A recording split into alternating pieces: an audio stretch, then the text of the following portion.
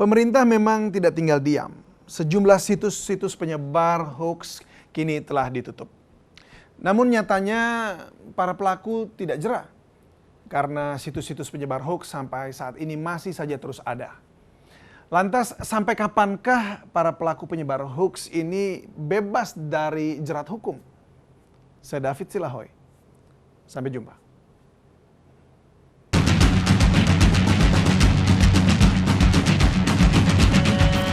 Netizen itu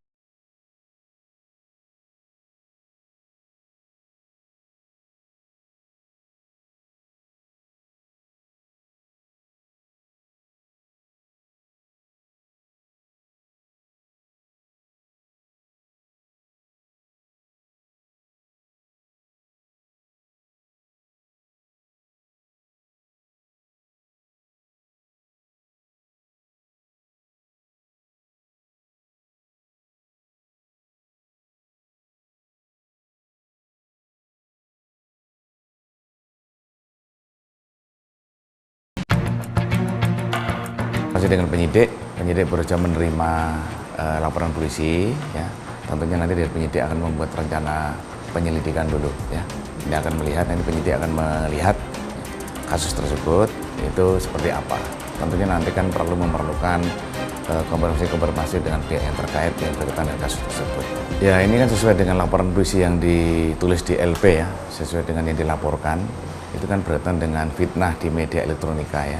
Ya, sesuai dengan pasal 27 ayat 3, ya, di Undang-Undang ITE, dan kemudian juga di pasal KUHP, ya, di pasal 310. Ancaman penyalahgunaan medsos terkait pencemaran nama baik dan penghinaan diancam dengan hukuman maksimal 6 tahun kurungan penjara atau denda sebesar 1 miliar rupiah. makanya perlakuannya adalah apabila ada konten yang memang di situ yang melanggar hukum, segera laporkan.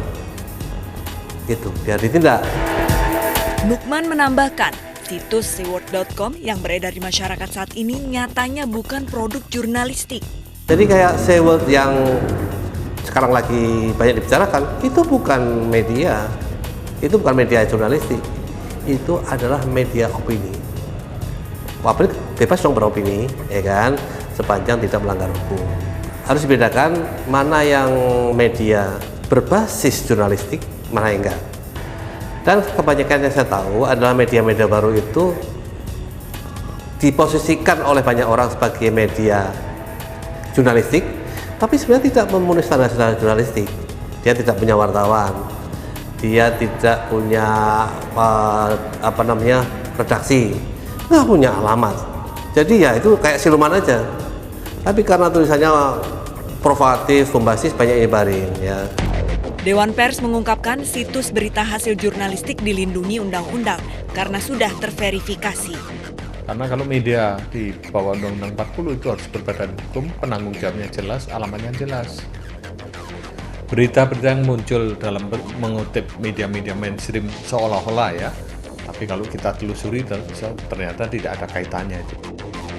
Sementara itu, Kementerian Komunikasi dan Informatika berupaya mencegah semakin parahnya penyebaran hoaks dengan bertemu dengan perwakilan perusahaan media sosial Facebook dan Twitter. Kominfo akan menjalin kerjasama dengan perusahaan media sosial terkait untuk meliterasi akun masyarakat hingga terverifikasi. Antara kami dengan OTT Twitter dan Facebook, kita sama-sama akan berjuang untuk membuat layanan sosmed ini lebih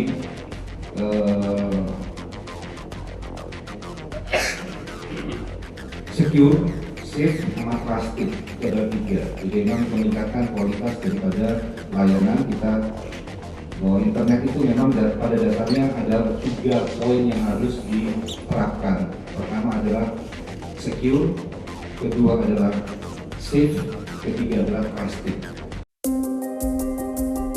Lantas, bagaimana cara kita mengetahui suatu pemberitaan ada unsur kebohongan atau tidak? Kami dari tim Modus iNews TV mempunyai tips untuk pemirsa di rumah bagaimana cara mendeteksi suatu kebenaran berita di media sosial. Pertama, kita harus mengecek alamat situs yang kita kunjungi.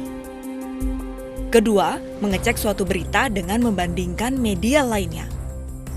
Ketiga, perhatikan penulis berita dan narasumbernya, apakah terpercaya atau tidak. Keempat, lakukan pengecekan kebenaran fakta. Kelima, berpikir ulang sebelum kita menyebarkan kembali berita tersebut. Mendorong masyarakat untuk menggunakan sosial media secara positif, termasuk menyaring informasi yang benar, adalah keniscayaan.